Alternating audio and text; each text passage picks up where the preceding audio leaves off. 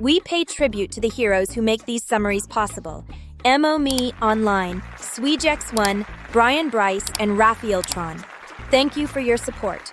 Without further ado, let's begin the video. In a dark room, a ray of light slips in as the door opens. It's Haein, who enters alone and silently. She lets her bag fall to the floor and sits on the bed. She runs a hand through her hair before lying down slowly. She seems lost in thought, until something snaps her out of it. She asks what he's doing there and tells him to sit down, since Yeonwon was also there. He replies that he was just taking a look at the house and asks if she minds him looking around a bit more. She sits up curiously and asks what he means, but then smiles and says she doesn't mind, though she adds there isn't much to see.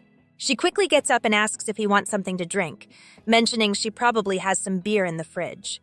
She walks over to check, but is disappointed when she opens it, commenting that there's nothing inside. Meanwhile, Yeonwon watches her intently, almost with fascination. But then, she asks what he's looking at, playfully accusing him of being a pervert. She shakes her head as if trying to shake off those thoughts. He looks away toward another corner and comments that the room reflects her personality well. It's full of instruments and musical equipment. He admits it feels like a musician's room. Then he wonders if there's a sweet smell in the air, guessing it might be coming from a diffuser. At that moment, Haein offers him the only can of beer she found and asks if he wants her to pour it into a glass. He replies that it's not necessary, he'll drink it as is, and asks if she wants some. She shakes her head, admitting she's had enough for today, as she moves to close the window. Then she asks if the room feels a bit small and explains that having 2 floors can make things a bit tricky. But Yeonwon says the place feels nice and cozy and there's also plenty of storage space. However, he brings up a concern, if she can play instruments without bothering the neighbors. Haein assures him it's fine because the apartment is soundproof. She explains the previous owner set it up that way and told her to use it freely. With a smile, she adds that they could do whatever they want there and asks if that doesn't sound great to him. Yeonwon watches her for a few seconds, takes a sip of beer, and says yes, it sounds great. Then he sits down and asks if her parents aren't worried about her living alone. Haein says no, her family is pretty lenient. Besides, since she works at her uncle's studio, everyone thinks he's taking care of her. Yeonwon nods in understanding but reflects aloud that the uncle also lives alone. He wonders if he doesn't feel lonely. Then Haein calls him and says she feels a bit sleepy. She asks if they can continue talking while lying down. He replies that if she wants to lie down, she should make herself comfortable since it's her house. But she replies that it's not about that. She lies down and gently pats the bed, inviting him to lie next to her after he finishes his drink.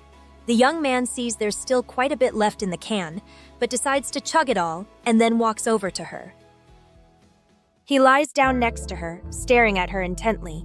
He comments that the bed is really big and asks if she has any bad sleeping habits. Haein explains that the bed was left by the previous owner, and she found it comfy, so she only changed the mattress. Curious, Yeonwon asks if she bought the blanket herself while moving his hand closer to hers. She smiles and asks how he guessed. He says the blanket has the UK flag on it, and it fits perfectly with her style. She laughs, then clarifies that it was actually made in Korea. Then she asks if she smells too much like alcohol. He says just a little. That makes her blush. She admits she feels embarrassed and exclaims she wishes he were drunk. Yeonwon reassures her and says not to worry, that he doesn't mind. She looks at him in silence, then calls him again. She asks why he kissed her. He says it wasn't a real kiss, just a quick peck. But Haein insists it's the same thing and asks again why he did it, this time frowning. Yeonwon looks at her carefully, then averts his gaze while thinking of what to say. He finally says he did it because he wanted to torment her, to see if she would stop him. He just wanted to know. He looks into her eyes and asks if she's going to run away. Haein smiles and asks if that's really the reason. She leans in a little and says that now that she's looking more closely, she thinks he's a very bad person. She places her hand on him and asks if she should jump on him. She starts touching him playfully and says she's going to see if he'll run away too.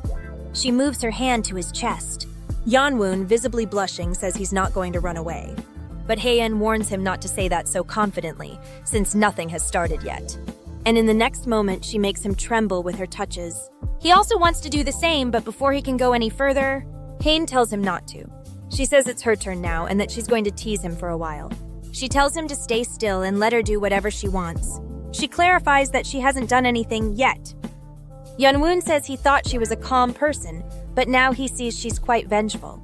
She asks if he didn't know that, and adds that she's also a nasty person. She confesses that she has many things to hide, many fears, that she doesn't like losing, and that she's very, very greedy. She finishes by saying she's a miserable woman, and as she says it, she makes Yeonwoo blush even more with her teasing. Hain kept playing with Yeonwoo, watching him closely. Then she asked if he had a soft belly and if he had been very busy lately. He replied it was because of drinking beer, but the rest of his body was still firm.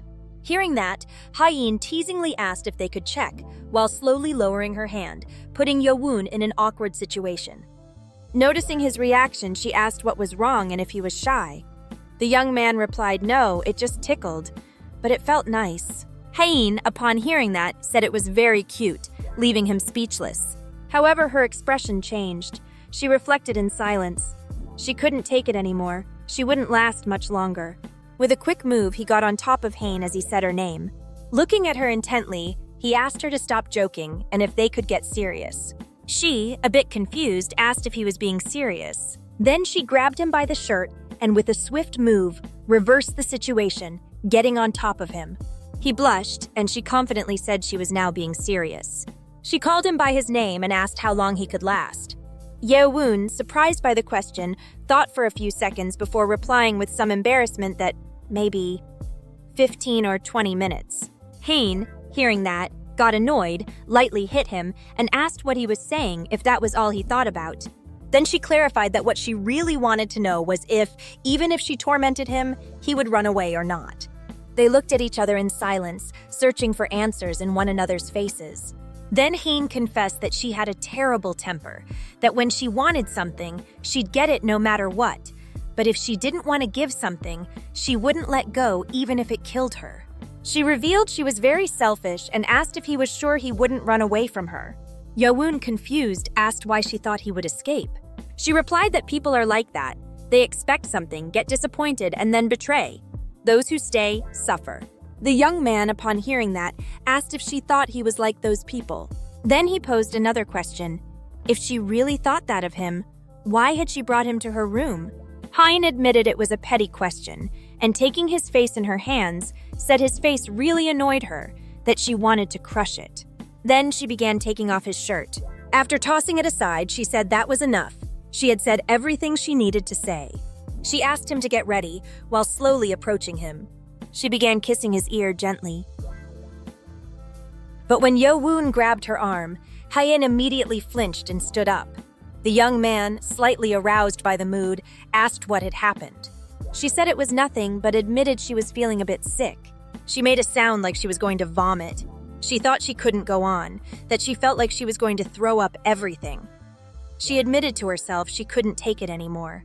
She ran quickly to the bathroom and threw up everything she had in her stomach, something Yeonwoo could hear from the room. Worried, he went to her and found her sitting down. She let out an embarrassed sound, apologized, and said she had ruined the whole mood. She revealed she had mixed too many drinks and felt nauseous. Yeonwoo, seeing her, sat beside her and told her it was okay, that he just wanted to walk her home that night. Then he asked why she had drunk so much and if something bad had happened. She said it wasn't that she just drank because she felt good because it was fun. But then she reflected in silence and thought she was now very happy, because Yeonwoo liked long afternoon, and thanks to that, they had created many memories together.